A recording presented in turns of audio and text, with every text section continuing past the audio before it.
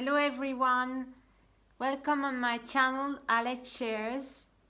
So today we are going to tackle a very personal subject.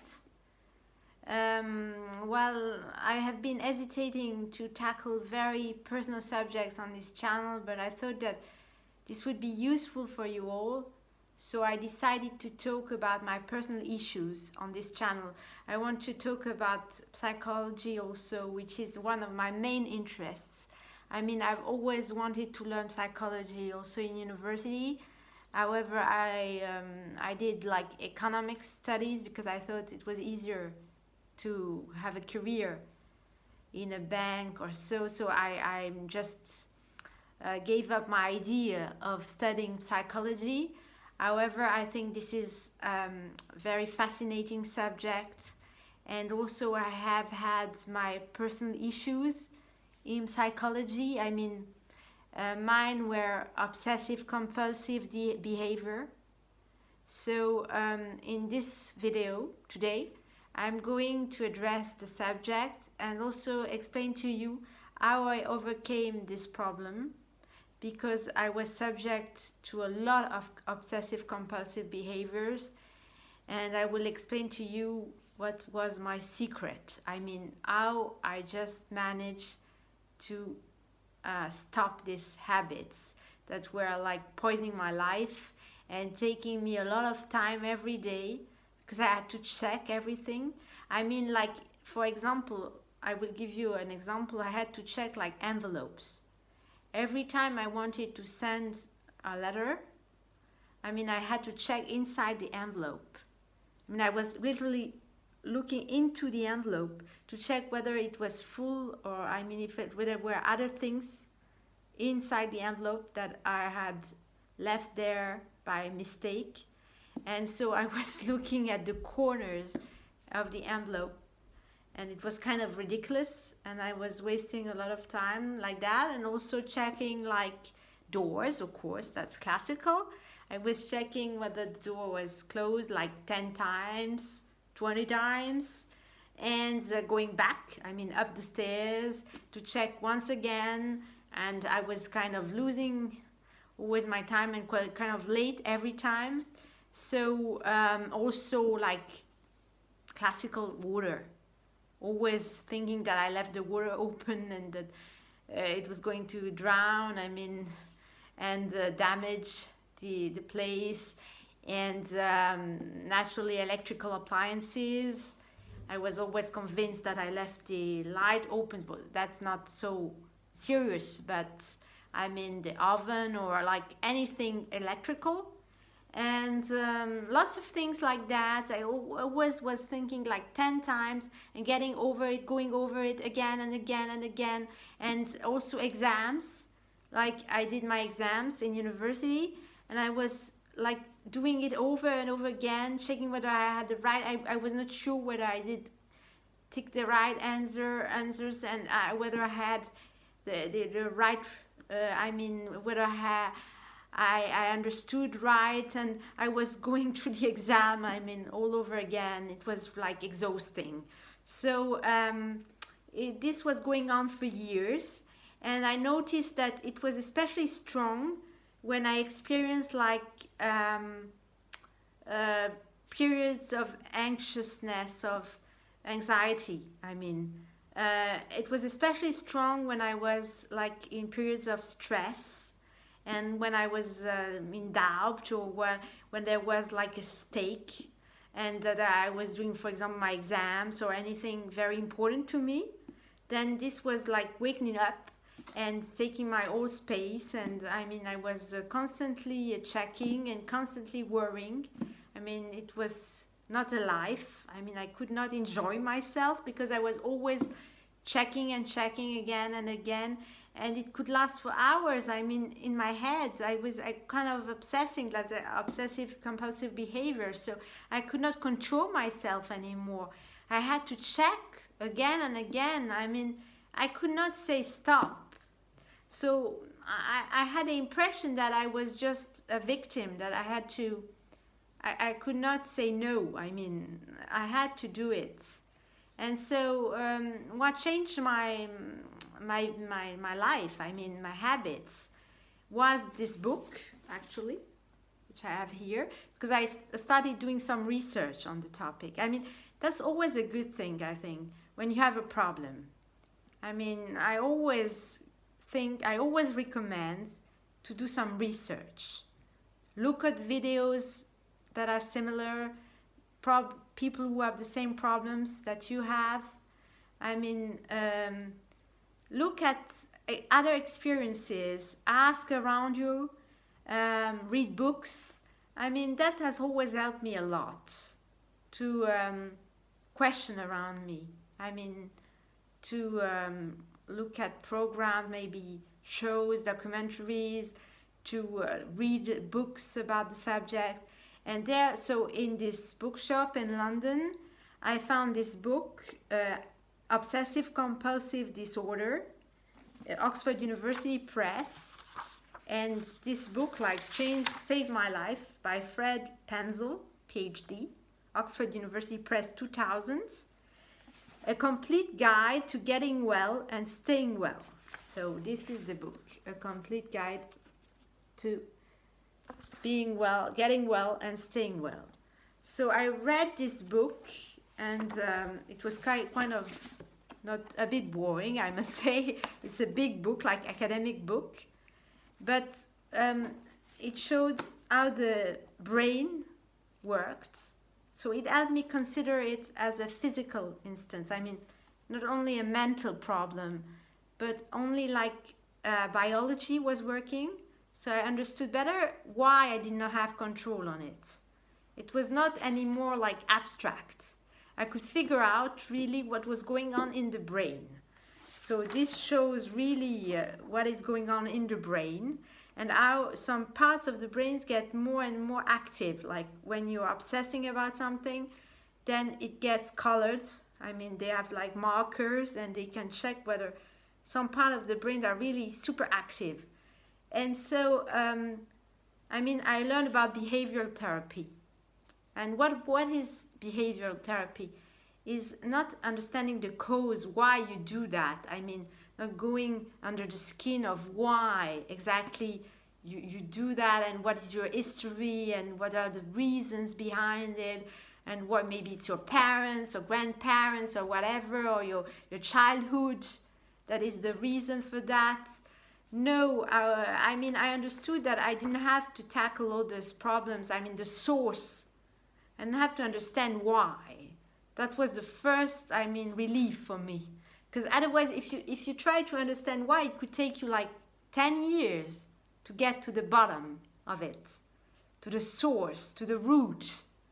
So instead of getting to the root of it, I wanted really to change my habits. I mean, to get a better life, not to worry about these things anymore, and to see a change. I mean, right away, I was kind of impatient. I wanted a change immediately. So behavioral therapy is really a life changer in that it's very quick. I mean, if you apply behavioral therapy, you can really literally change your life in the matter of days. I mean, in a matter of like weeks.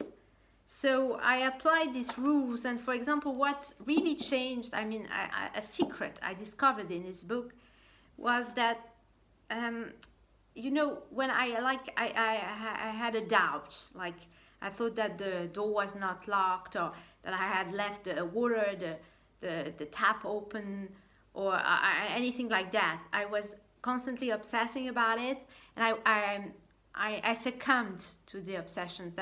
I went back to the room and I checked over and over again. So I took the time to go over and to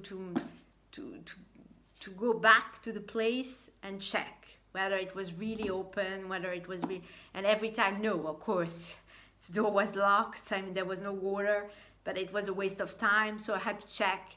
And why did I do that? Why did I go back? Because simply I thought that if I didn't do it, I would suffer, the entire day, and it had no purpose. I thought this suffering was useless, was a waste, was useless. So I thought, why do I have to, suffer like that for nothing? That's the point. I thought, if I have to suffer like this, there has to be an improvement. There has to be something I get from it, from this suffering. I didn't want to suffer for nothing. And I thought I had this strong idea that this suffering would not help me. So I went back. I thought, I will waste like 5 minutes, 10 minutes, 20 minutes, 1 hour maybe, but at least I'll check it once for all, and I have a nice day, more peaceful. I won't like stress the entire day. I won't be obsessing about it. So I did it. I went back. But in this book, I learned that I have to resist. That it's not useless if I resist this temptation to go back. If I suffer, it's not a waste of time. Not at all. That's the big change in my mental, reasoning. I understood finally that if I refrain myself from going back, it would help me. It would change my habits. I would finally, realize that nothing happened. Nothing bad happened. I had spent an entire day thinking that it was open, that there would be a problem, but no. There was no problem. It was all in my head. So I forced myself, which I didn't do before. I forced myself not to do it. I said, okay, I'll have an entire day of suffering, of anxiety. I'll go through the day of anxiety, but it will have a purpose. It won't be a waste of time. I will go through it, and it will help me in the end. It's bad day for better, for nicer tomorrows. You have to suffer today, but you have a nicer future. And that's, really got in my head that it was not a waste of energy and not vain suffering. It was really useful. So I did it. I did not check. I went through the day. I had obsessive behaviors, obsessive thoughts, of course. I was like, forcing myself, controlling. It's like a torture, when you don't do what you want to do, when you are like, it's compulsive. You would like to do it, and someone like ties your arms, and you can't do it. So it's really a suffering, and I really went through it. I knew that it was useful, that it's not like suffering for nothing. So I did it, and I saw an improvement. This changed radically the situation. Doing it 1 time, 2 times, 3 times. Every time you do it, you realize, it's not the end of the world if you don't do it, if you don't check. Nothing bad happens. You have, to master, you have to control yourself. You have to not go back and not check like 10 times. And also another thing that changed completely my behavior was like getting these habits of, when I'm doing something, concentrating on the thing, and thinking about it. For example, while closing the door, I would have this sentence or this reminder. I would concentrate and think about a sentence or something that would trigger like a reminder. So I knew I did it. This also was very helpful. Just concentrating. You are closing the door and you think about a sentence. You are saying something while you do it. And so when you go away, you know you did it because you said this thing, or you had these thoughts. You know you did it when you concentrate. And also I realized that it's not only about obsessive compulsive behavior. It's also like a superstition. I think there is a lot of superstition in it. The idea that you have to, it's all fear. This disease, it's fear about uncertainty, because life is full of uncertainties. It's kind overwhelming for some of us. I felt overwhelmed when I was young because I had always the impression that something could happen out of nowhere. And so I wanted to control things. I had the illusion that you can control things, that you can stop the problem. I mean, that you can have sort of influence on what is happening and that you can stop the worst. And that's an illusion. I mean, you can never control everything. So you have to accept it. You have to accept uncertainty. You have to accept that, I mean, there are difficult times in life and you can't do anything about it. This also changed my view, and so that's how I stopped doing all these things, and it changed really my life because I didn't have to check like 10 times, 20 times. I mean, I don't say that it completely disappeared. I still have like episodes where I need, especially when I'm tense, when there's something going on in my life that, I mean, is a source of stress or stressful moments, or then it wakens up. I mean, it reappears, but it's not like when I was like 20 years old. Now it's more moderate, I would say. It happens, but it doesn't happen with the same intense way. I used to check like 20 times. I mean, now I check like one time, maybe 2 times. And then I say, stop. I say, stop, Alex. You have to stop. You have to control yourself. I mean, it's for the good. You will suffer maybe 10 minutes, but then you will say, thank you, because that's what you need to do. And that's the real change. And I think this applies to a lot of things in life. Sometimes you think that suffering is vain, that it won't improve anything, that you're just suffering for nothing. But I'm not sure it's always the case. Sometimes suffering has a purpose. Sometimes, I mean, it's like an addiction.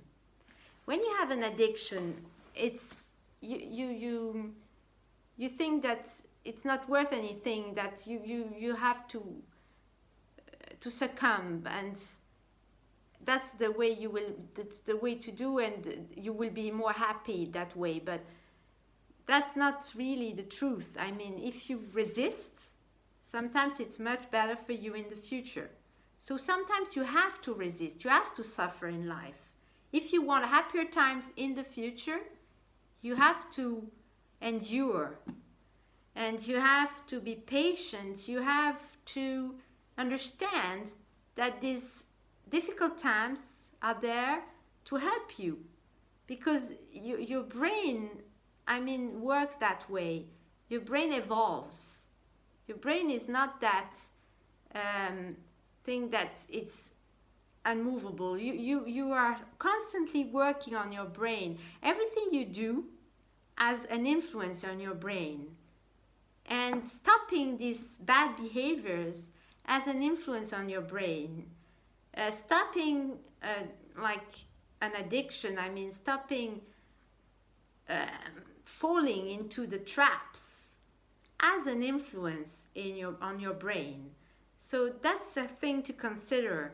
And I didn't really know it, I mean, until I read this book. I just understood it really when I read the book. So I encourage you to read. That's always a good thing. It opens your eyes, it opens your mind, and it shows you solutions sometimes. I mean, solutions can be so easy sometimes.